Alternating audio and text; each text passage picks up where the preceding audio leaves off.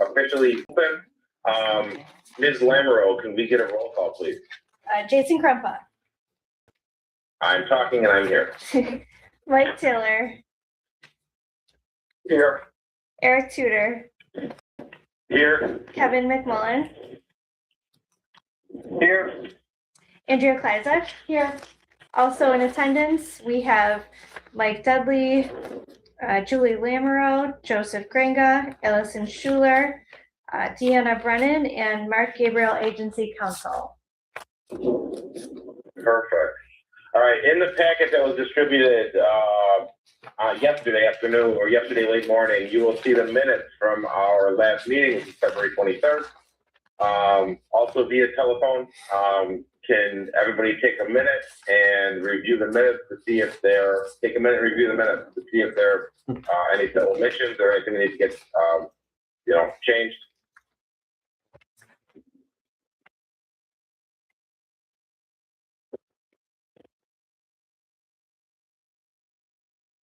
Hearing nothing, can I get a motion to accept the minutes as presented?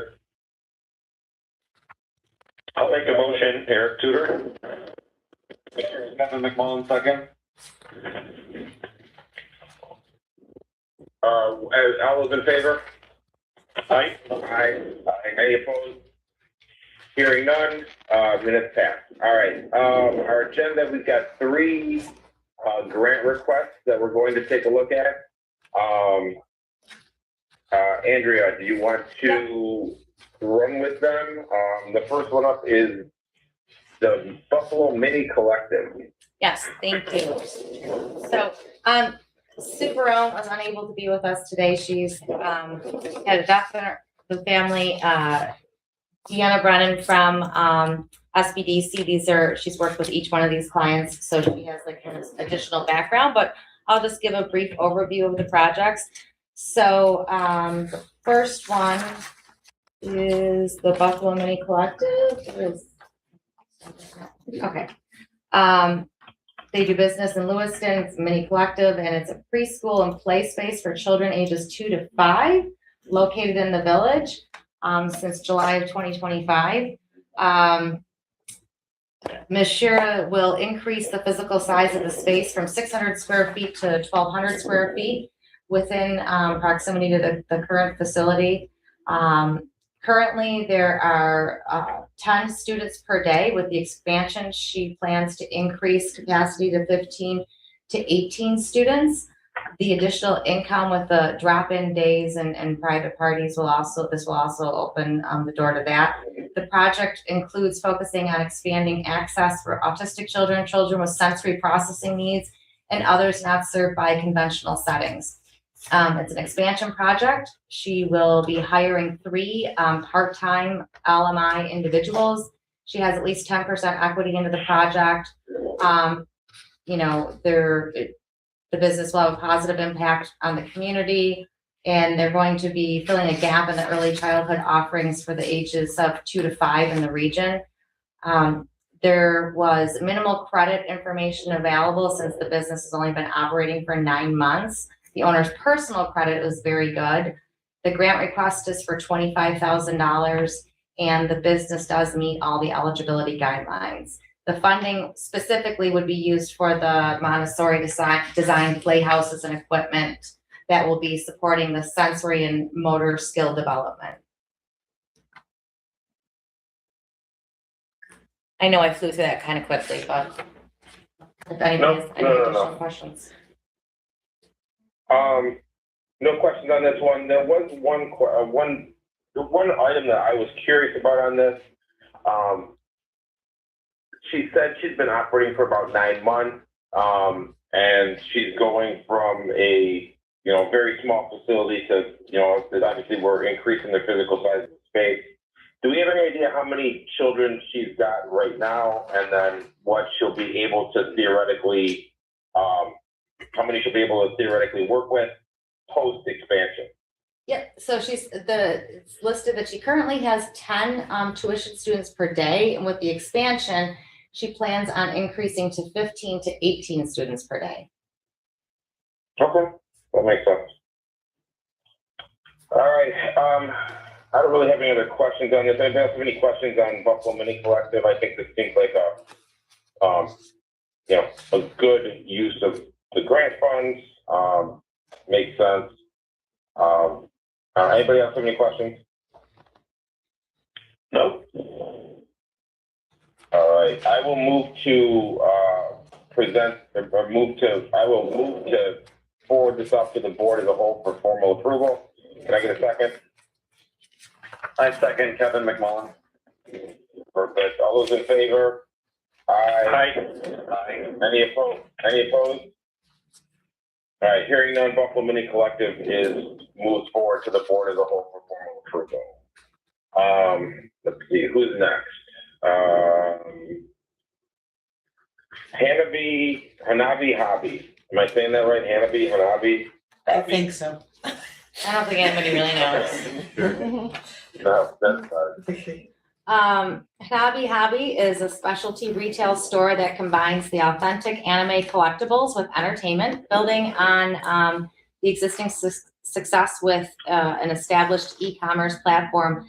The applicant, Ms. Roman, will increase online sales and expand into an 1,800 square foot physical storefront located in the town of Niagara. The storefront will feature dedicated retail area for merchandise and collectibles, model building section, and gaming arcade. It's an expansion project. The owner qualifies as a low to moderate income owner. She has committed at least 10% equity into the project. The business is thought to have a positive impact on the community as it's a goal to become a destination for hobby enthusiasts in the region. There was no credit information available for the business as it's only had minimal sales in 24 and 5. The owner's personal credit shows a good FICO credit rating. The report indicates that there are 2 open credit accounts and 1 recent credit collection account to pay off a retail credit card. All the accounts are in good standing, no bankruptcies, judgments.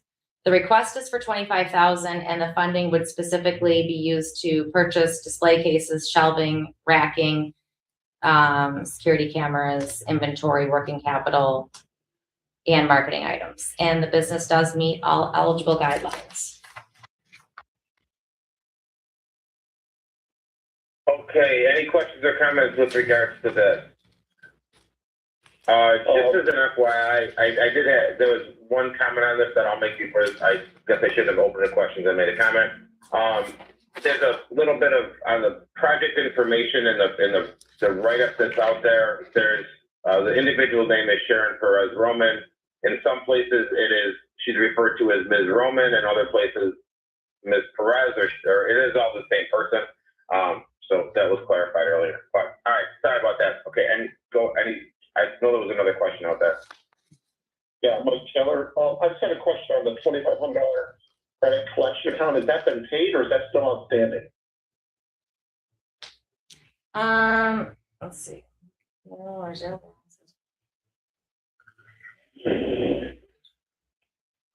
Do you know this one? I don't see any of the credit report. Oh, I'm sorry. okay. I don't. So Superone provided, in the write-up, just the report indicates there are 2 open credit accounts and minimal or zero balances, and one $2,500 credit collection account reported in April 26th to pay off a retail credit card. It must be, because it says no delinquencies, bankruptcies, judgments, or liens were reported.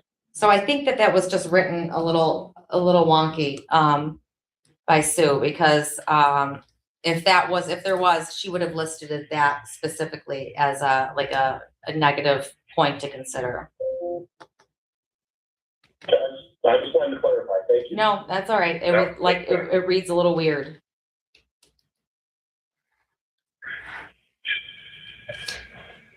All right.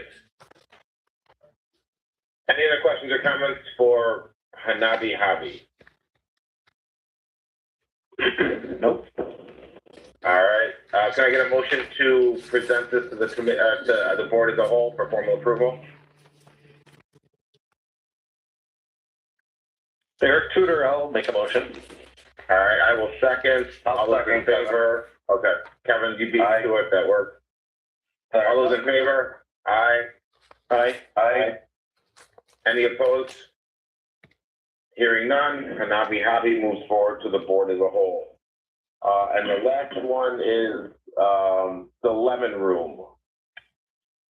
Okay, the Lemon Room is a farm to glass cocktail bar with shareable appetizers operating in the Village of Wilson.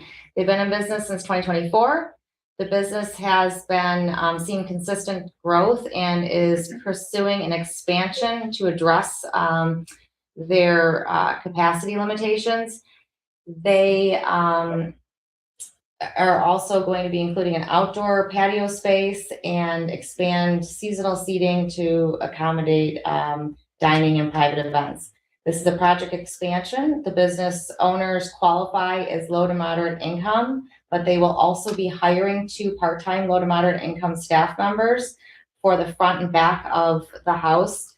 The owner has committed to at least 10% equity. The business is thought to have a positive impact on the community because it'll be supporting the local economy by organizing community markets that connects farms and artisans and small vendors with residents and visitors. The credit information obtained for the business is a low to moderate risk. The owner's personal credit shows very good credit ratings. The report indicates there are several credit cards, a loan for cars and a mortgage, but all accounts are in good standing, no bankruptcies, judgments. The request is for $25,000, and the funding specifically will be used to invest in high-speed commercial oven and surfaceware to improve the kitchen efficiency, as well as some tables and chairs and outdoor furniture for the patio. This business meets all the eligibility criteria. All right, so real quick on this one, I'm a little confused on the sources and uses on this particular project. I mean, we've got, we said we're investing in a ventless high-speed commercial oven and necessary serviceware, which makes a lot of sense. No issues with us providing grant funds to allow for, you know, a new oven and anything else that's out there. But then when we go to the sources and uses, I've got $20,000 for equipment, which my assumption would be the oven itself. And then we've got $4,000 in fixtures. And then I don't understand how working capital can come into play. I mean, this is a bar restaurant. I don't know why we would be funding working capital. They don't have any, you know, unless I'm curious as to what we're actually funding here, because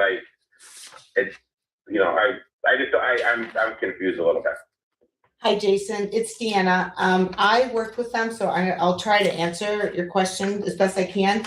I know on the balance sheet, it does show that working capital at about just over 3,000 something, but I don't know if you get the projections, but in the beginning, there are a couple of operating new expenses that they have, one for SLA consulting and one for like printers, toners and that. So that's about $2,000 that comes off of that working capital amount.